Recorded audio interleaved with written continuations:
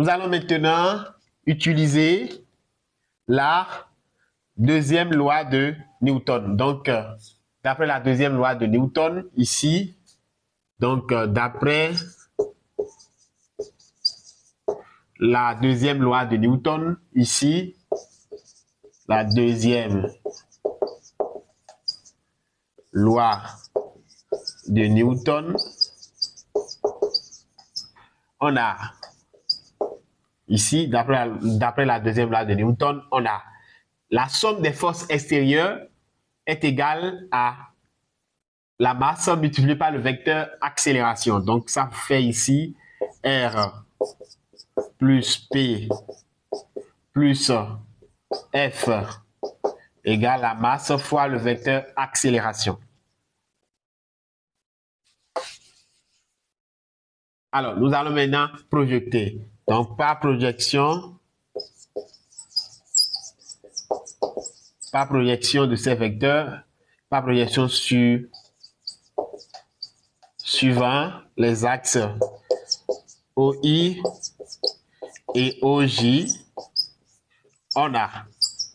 Alors, nous allons faire maintenant la projection. Donc, par projection, on aura.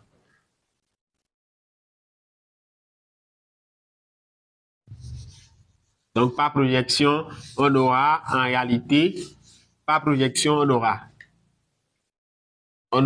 en réalité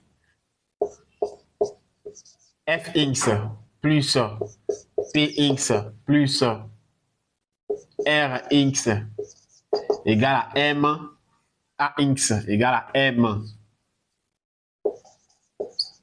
Ax et Fy plus Py plus Ry égale à MAY égale à MAY.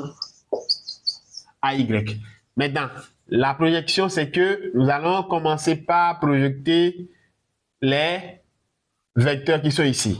Alors, Fx, on voit que S ici est reposé, ici F se repose ici sur l'axe des abscisses. Donc, si un vecteur, si une force est sur un axe, en réalité, sa composante selon cet axe-là, pour le déterminer, il faut simplement voir si le vecteur est orienté dans le même sens que le vecteur qui dirige l'axe.